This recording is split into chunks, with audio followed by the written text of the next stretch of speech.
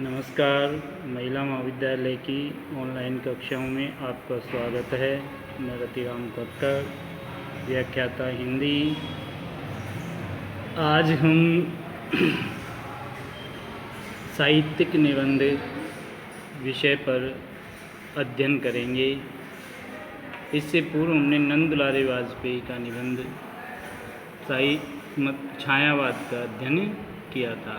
आज हम बालकृष्ण भट्ट का निबंध साहित्य जन समूह के हृदय का विकास है का अध्ययन करेंगे। किसी भी काल का साहित्य रहा हो, उसने हमारे जनमानस को हमेशा प्रभावित किया है। कोई भी काल रहा हो, उस साहित्य ने हमारे जनमानस को क्या किया है? प्रभावित किया है। हम अगर इसका लगातार अध्ययन करें तो हमें मालूम चलेगा कि वैदिक साहित्य से लेकर आज तक जितना भी साहित्य रहा है, उसने किसी न किसी प्रकार से उस समय के जनमानस को प्रभावित किया है। वैदिक काल के बाद का जो समय रहा, उत्तर वैदिक काल में उपनिषदों का समय रहा, उसने किस प्रकार से किया, इन सब का हम अध्ययन करेंगे। हम इस निबंध को एक प्रकार से हमारी ऐतिहासिक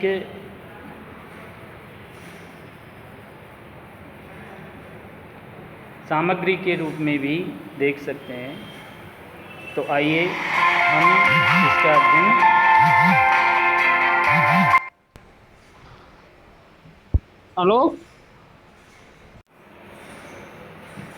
अब हम इसका अध्ययन करेंगे तो देखते हैं कि प्रत्येक देश का साहित्य उस देश के मनुष्यों के हृदय का आदर्श रूप होता है।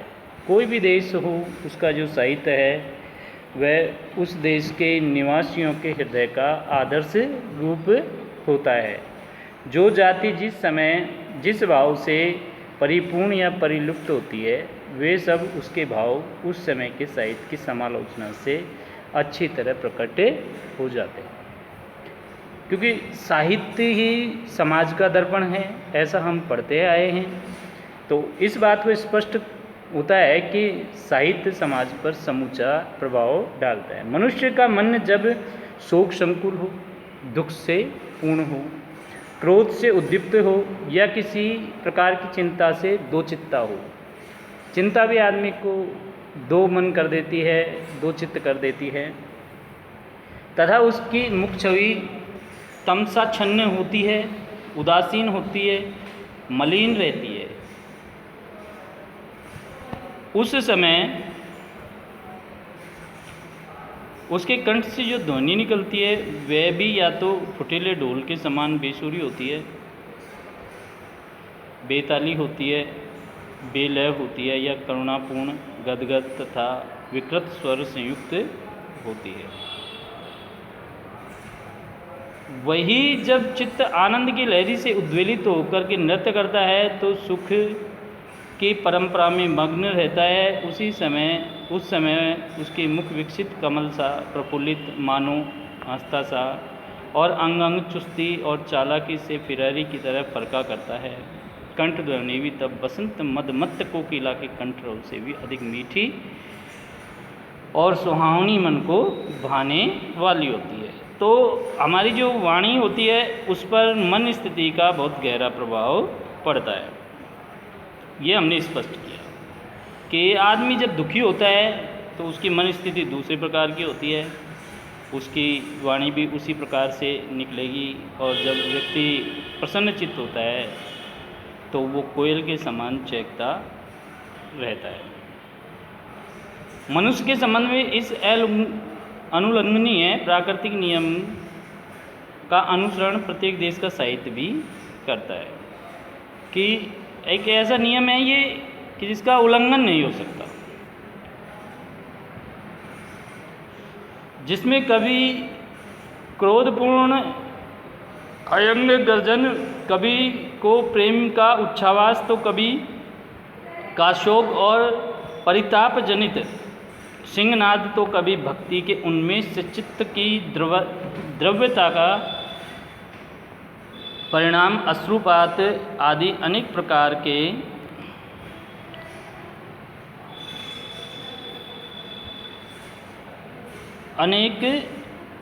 के प्राकृतिक भाव का उद्गार देखा जाता है। इसलिए साहित्य यदि जन समूह के चित्त का चित्रपट कहा जाए तो संगत होगा। किसी देश का इतिहास पढ़ने से केवल बाहरी हाल हम उस देश का जान सकते हैं, पर साहित्य के अनुशीलन से कौम के सब समय समय के आभ्यंतरिक भाव हमें परिस्फुट हो सकते हैं। अब हम आगे अध्ययन करेंगे कि हमारे पुराने आर्यों का साहित्य वेद था। हमारे पुराने आर्यों का साहित्य वेद था और वैदिक कालीन जो हमारी मानसिक स्थिति थी साहित्य को लेकर के वो किस प्रकार से थी, इसका अध्ययन करेंगे। हमारे पुराने आर्यों का साहित्य वेद था। उस समय आर्यों की शैशवावस्था थी, बालकों के समान जिनके भावमिक भोलापन था। आर्यों में उदार भावना थी, निष्कपट व्यवहार था।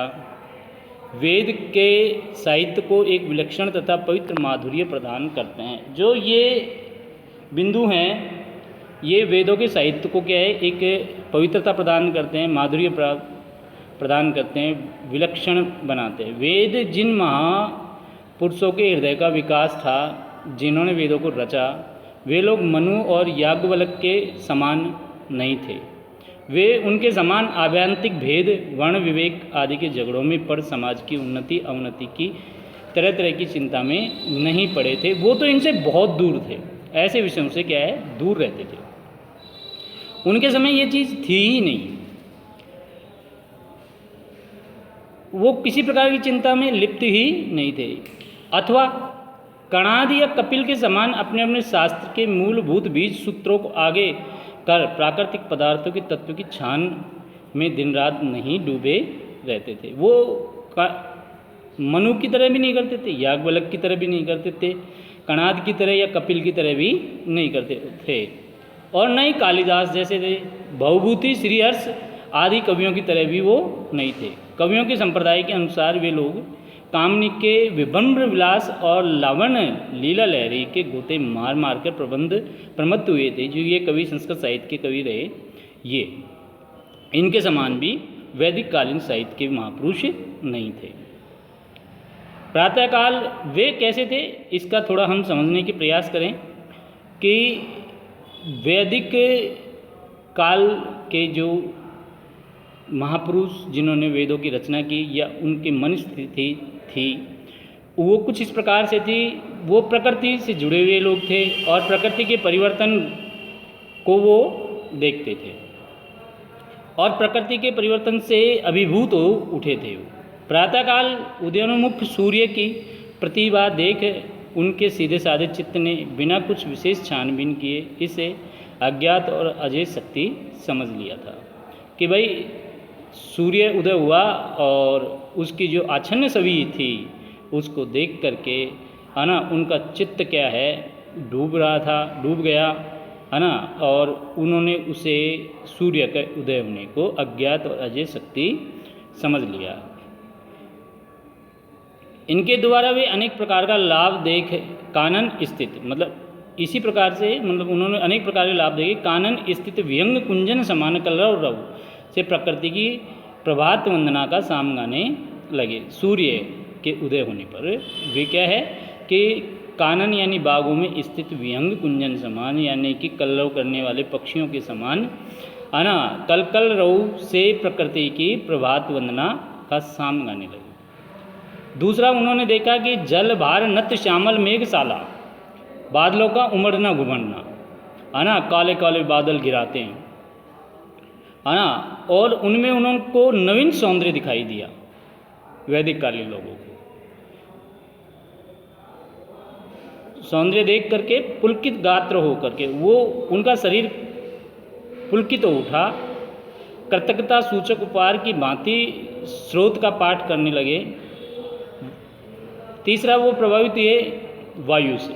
वायु जब प्रबल वेग से बहने लगी तो उसे भी एक ईश्वरीय शक्ति समझ उसे शांत करने को वायु की स्तुति करने लगे। वो लोग वायु की भी स्तुति करने लगे, मेघों की भी स्तुति करने लगे, सूर्य की स्तुति भी करने लगे। तो उसे भी एक ईश्वरीय शक्ति समझ के उसे शांत करने को वायु की स्तुति करने लगे कि वो ईश्वरीय शक्ति है। इत्यादि वे ही सब ऋक और साम की पावन ऋचाएँ हो गई, पवित्र ऋचाओं में शामिल हो गई जो उन्होंने लिखा। उस समय अब के समान राजनीतिक अत्याचार कुछ न था, राजनीति थी ही नहीं। इसी से उनका साहित्य राजनीति की कुटिल उक्ति युक्त से मलिन नहीं हुआ था।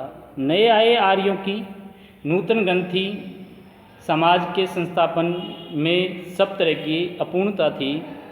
सही पर सबका निर्वाह अच्छी तरह हो जाता था। किसी को किसी प्रकार से, किसी कारण से किसी प्रकार का अस्वास्थ्य नहीं था। आपस में एक दूसरे के साथ अपकासा बनावट या कुटिल बर्ताव नहीं था। इसलिए उस समय के उनके साहित्य वेद में भी कृत्रिम भक्ति, कृत्रिम सौहार्द, कपट वृत्ति, बनावट और चुना चुनी ने स्थान नहीं पाया था। उन आर्यों का धर्म अब के समान गला घोटने वाला नहीं था।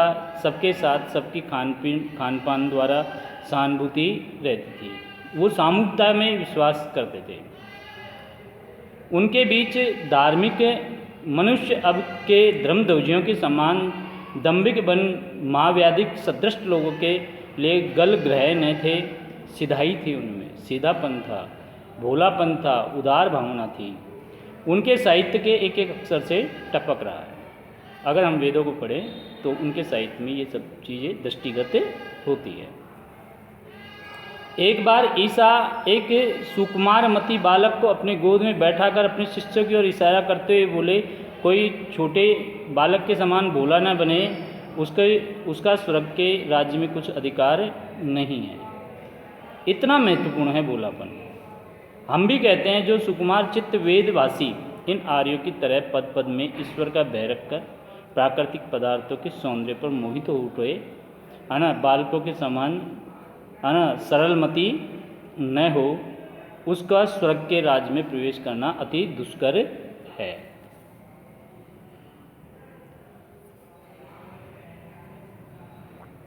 आगे हम अध्ययन करेंगे कि इन्हीं प्राकृतिक पदार्थों का अनुशीलन करते करते इन आर्यों को ईश्वर के विषय में जो जो भाव उदय हुए, है ना, वो आगे चल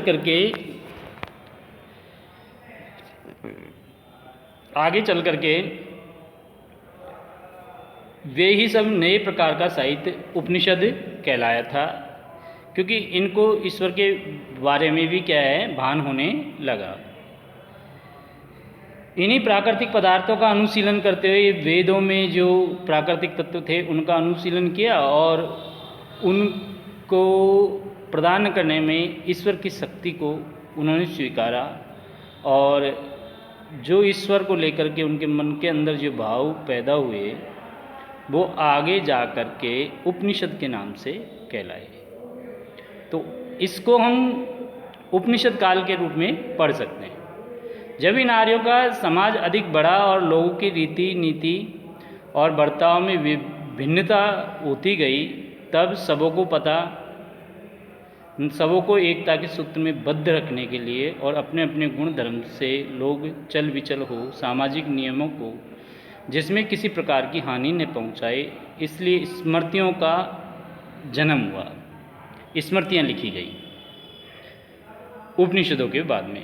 मनु ने मनुस्मृति, अत्रि ने अत्रि स्मृति, हारित ने याज्ञवल्क स्मृति आदि ने अपने अपने नाम से संहिता बना विविध प्रकार के राजनीतिक, सामाजिक, धर्म से संबंधित विषयों का सूत्रपात किया। और अब समाज में धर्म ने क्या किया, प्रवेश किया। और इसी समय लगभग जातियों ने भी प्रवेश किया। इन्हीं के समकालीन गौतम, कणाद, कपिल, जैमिनी, पतंजलि आदि हुए, जिन्होंने अपने अपने सोचने का परिणाम रूप दर्शन शास्त्रों की बुनियाद डाली। इन ऋषियों ने भी डाली। यहाँ तक जो साहित्य हुए, यद्यपि वेद की भाषा का अनुसरण उनमें होता गया, परंतु नित्य नित्य उनकी भाषा अधिक सरल, कोमल और परिष्कृत होती चली गई। क्योंकि जैसे जैसे साहित्य की रचना होती गई, भाषा का परिष्कार होता चला गया, परंतु नित्य नित्य उनकी भाषा अधिक सरल, कोमल हो गई और परिष्कृत हो गई। तब भी इनकी गणना वैदिक भाषा में ही होती रही। इन जो ऋषियों ने जो साहित्य रचना की, वो वैदिक भाषा ही कहलाई।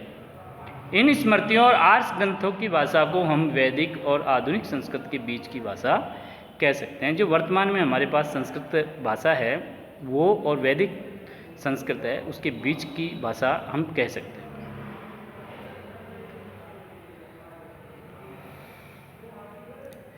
अब से संस्कृत के दो खंड होते चले गए, जो वेद तथा लोक के नाम से कहे जाते हैं। पाणिनि के सूत्रों में जो संस्कृत पाठियों के लिए कामधेनु का काम दे रहे हैं और जिनसे वैदिक और लौकिक सब प्रयोग सिद्ध होते हैं। लोक और वेद की निरख अच्छी तरह की गई और इसी वेद और लोक के अलग अलग भेद से साबित होता है कि संस्कृत किसी समय प्रचलित भाषा थी, जो लोगों के बोलचाल के बर्ताव में लाई गई थी। अब हम आगे अध्ययन करेंगे कि उपजीव ग्रंथ काल कैसा काल रहा,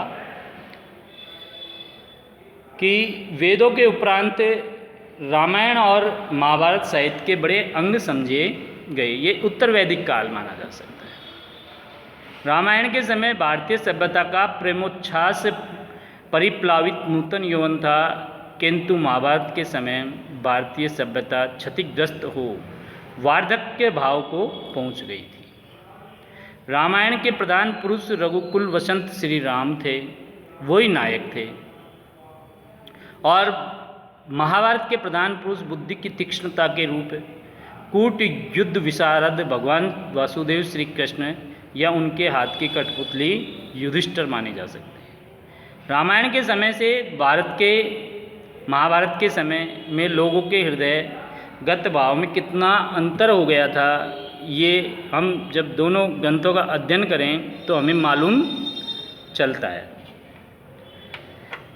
कि रामायण के दो प्रतिद्वंदी भाई इस बात के लिए विवाद कर रहे थे कि समस्त राज्य और राज सिंहासन हमारा नहीं है। भरत और राम इस बात पर अड़े हुए थे कि राज सिंहासन पे तुम बैठो, यह सब तुम्हारे हाथ में रहे। राम भी यही कह रहे थे कि भरत को राज सौंपना चाह रहे थे। अंत में राम ने भरत को विवाद में पराभूत कर समस्त साम्राज्य उनके हस्तगत कर आप आनंद निर्वचित हो सपत्नीक वनवासी हुए और वन को चले गए। ये रामायण की घटना है कि जहाँ एक भाई ने दूसरे भाई को क्या कर दिया, पूर्ण रूप से राज्य सौंप करके खुद वनवासी हो गया। वहीं महाभारत में दो दायाद भाई, सौतेले भाई, मतलब चाचा ताऊ के भाई, इस बात के लिए कलह करने पर सन्नद्ध हुए कि जितने में सुई का अग्रभाग ढक जाए, इतनी भूमि भी बिना युद्ध के हम न देंगे। सुचग्र नैव दास्यामि विना युद्धेन केशवम, कि हम बिना युद्ध के सुई के अग्रभाग के बराबर भी जमीन नहीं देंगे। परिणाम में एक भाई दूसरे भाई पर जय लाभ कर तथा जंगा में गदाघात कर और मस्तक पर पदाघात कर उसका वध कर भाई के राज सिंहासन पर आरूढ़ हो सुख के फूल अनेक तरीके के यज्ञ और दान में प्रवृत्त हुआ। ये परिणाम महाभारत का है कि एक भाई ने दूसरे भाई को मार करके सिंहासन प्राप्त किया। रामायण महाभारत के आचार्य क्रम से कवि कुलगुरु वाल्मीकि और वेदव्यास थे। पृथ्वी के और देशों में इनके समान या इनसे बढ़कर कवि नहीं हुए। ऐसा नहीं है। यूनान देश में होमर, रूम देश में वर्जिल, इटली में डेंटी, इंग्लैंड में चासर, मिल्टन अपनी अपनी असाधारण प्रतिमा से मनुष्य जाति का गौरव बढ़ाने में कुछ कम नहीं थे, परंतु विचित्र कल्पना और प्रकृति के यथार्थ अनुकरण में चिरंतन वृद्ध वाल्मीकि के समान होमर तथा मिल्टन किसी अंश में नहीं बढ़ने पाए थे, जिनकी कविता के प्रधान नायक श्री राम आर्य जाति के प्राण दया के अमृत सागर थे, गांधीर्य लिए हुए थे, पौरुष दर्प की मानव सजीव प्रतिकृति थे। वे प्रीति और समभाव से महान नीच चांडाल जाति तक को गले से लगाते थे। उन्होंने लंकेश्वर से प्रबल प्रतिद्वंदी शत्रु को भी कभी तृण के बराबर भी नहीं समझा। स्वर्ण मंडित सिंहासन और तपोवन में पर्णकुटी उन्हें एक सी सुखकारी हुई। उनके स्मृतपूर्वाभि भाषित और उनकी बोलचाल की मुग्ध माधुरी पर मोहित हो दंडकारण्य की असभ्य जाति ने उनको अपने को उनका दास बना। आहा, धन्य श्री रामचंद्र का अलौकिक महामात्य, धन्य वाल्मीकि के कल्पना सरसी जिसने ऐसे ऐसे स्वर्ण कमल प्रस्फुटित किए। आज का अध्ययन हम यहीं पर समाप्त करते हैं। जय हिंद।